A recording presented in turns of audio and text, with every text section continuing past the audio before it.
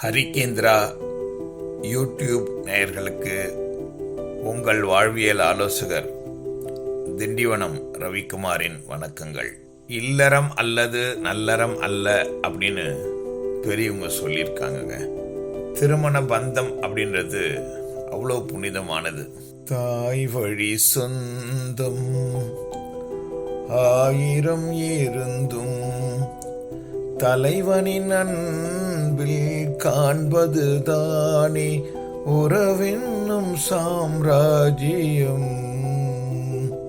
தலைவன் சூடு நீ மலர்ந்தாய், பிறந்த பயனை நீ அடைந்தாய்.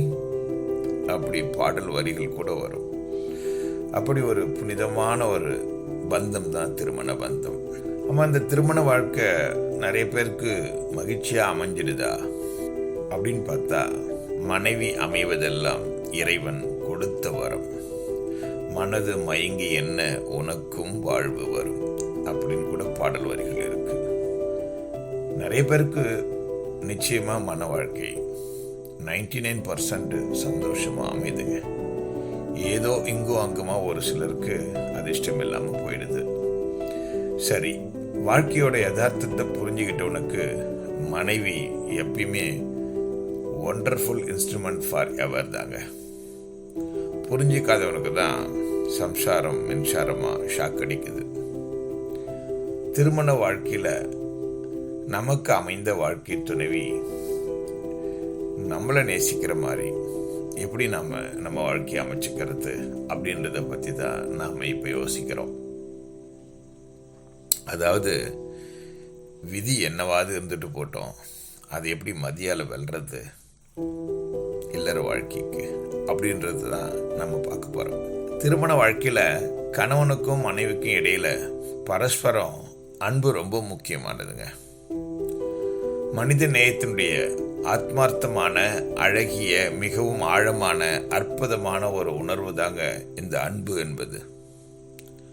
இது மனித உறவுகளை ஒருங்கிணைத்து மனிதனா நம்மளை இந்த மண்ணுலகில் சந்தோஷமா வாழ வைக்கிற ஒரு உணர்வுங்க. இந்த அன்புக்கு பல்வேறு பரிணாமங்கள் இருக்கு. தாய் அன்பு இருக்க, அது இந்த உலகத்திலேயே மிக மிக உயர்ந்த உன்னதமான ஒப்பு உயர்வற்ற ஒரு அன்புங்க. அது ஒரு தாய் கருவுற்று இருக்கும் பொழுது 24 மணி நேரமும் 300 நாட்களும் நான் ஸ்டாப்பா ரத்த தானம் தன்னுடைய குழந்தைக்கு செய்கிறா. எவ்வளோ பெரிய தியாகம் பாருங்க. அதை விட இந்த லேபர் பெயின் பிரசவ காலத்தில் வருது இல்லையா, பிரசவ வலி, அது உடம்புல நமக்கு ஒரு எலும்பு உடைஞ்சாலே வலி தாங்க முடியல. 216 எலும்பும் ஒட்டுக்க ஒரே நேரத்தில் உடைஞ்சா எப்படி வலிக்குமோ அப்படிப்பட்ட ஒரு வலிங்க. இந்த வலியும் வேதனையும் தந்த அந்த குழந்தைக்கு தாய் வெறுப்பு காட்டாம அன்பால தன்னுடைய ரத்தத்தை பாலாக்கி அந்த குழந்தைக்கு உயிர் கொடுத்து வளர்க்குறா பாருங்க. அப்படி ஒரு உன்னதமான ஒரு தியாகம் இந்த தாய்மை, குழந்தை பேரு ரெண்டுமே. இறைவன் பெண்களுக்கு மட்டும்தான் இந்த தாய்மையும் குழந்தை பேரையும் கொடுத்திருக்கிறான். ஏன்னா பெண்கள் தான் பூமாதேவி மாதிரி, மகாலட்சுமி மாதிரி. அப்படின்றத ஒவ்வொரு ஆண்மகனும் புரிஞ்சுக்கிட்டா குடும்ப வாழ்க்கையில் சண்டை சச்சரவுகளே வராதுங்க. மனைவி கருவுற்று இருக்கும் பொழுது அவளை கண்கலங்காமல் பார்த்துக்கணுங்க. அவளோட ஆசைகளை எல்லாம் கணவன் நிறைவேற்றி வைக்கணும். சுருக்கமாக சொன்னால், ஒரு தாயை போல மனைவியை நேசிக்கணும், பார்த்துக்கணும். அவன் தாங்க நல்ல கணவனாக இருக்க முடியும்.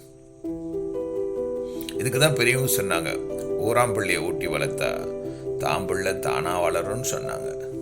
ஆக மனைவியை, நம்மளை நம்பி வந்தவங்களை நாம் நேசித்து அன்பு காட்டினா அவள் வயிற்றில் வளர்கிற அந்த குழந்தை, நம்முடைய வாரிசு, சந்தோஷமாக தானாக வளரும், ஆரோக்கியமாக வளரும், அன்பாக வளரும் அப்படின்றது தான் அதனுடைய அர்த்தங்க. திரைப்பட பாடலில் கூட தன்னுடைய மனைவி முழுகாமல் இருக்கிறவளை பார்த்து கணவன் பாடுவான், ரோஜா மலரே அழுவக்கூடாது, அடி நெஞ்சு சுடுகின்றதே, முழுகாத மகராசி அழுதாலே பாவம் பெரியவங்க சொல்வாங்களே. அப்படி மனைவி முழுகாம இருக்கும் பொழுது அவளுக்கு சந்தோஷமான மனநிலை இருக்கிற மாதிரி, நேர்மறையான எண்ணங்கள் அவளோட துணையா இருக்கிற மாதிரி நாம பார்த்துக்கிட்டோம்னா நம்ம சந்ததி உண்மையிலே கொடுத்து வைத்த சந்ததியா இருக்குங்க. தாயன்புல மட்டும் இல்லை, இந்த தாயன்பு இருக்க இது மனுஷனுக்கு மட்டுமல்ல, இது எல்லா உயிர்களும், இந்த உலகத்துல ஜனிச்ச அத்தனை உயிர்களும் பாருங்க. ஒரு பசுமாடு கூட கன்றுகிட்ட எவ்வளவு அன்பு காட்டுது. எந்த ஜீவராசியா இருந்தாலும் சரி, இந்த தாய் அன்புல மிஞ்சவே முடியாதுங்க. இறைவன் உண்மையிலே தாய் அன்புல தான் நிறைஞ்சிருக்கிறான். அதனாலதான் சொல்லுவாங்க, அம்மாவென்றழைக்காத உயிரில்லையே, அம்மாவை வணங்காது உயர்வில்லையே. அன்னையும் பிதாவும் முன்னறி தெய்வம். அந்த தெய்வத்தை நாம வணங்காம வாழ்க்கையில எப்படிங்க உயர முடியும்? இதை நம்ம உணர்ந்து தாங்க வாழ்ந்தாகணும். இப்படி பெண்களுக்கு தாய்மைன்ற அந்த புனிதமான உறவை இறைவன் தந்திருக்கான் பாருங்க. பெரிய கொடுப்புன அது.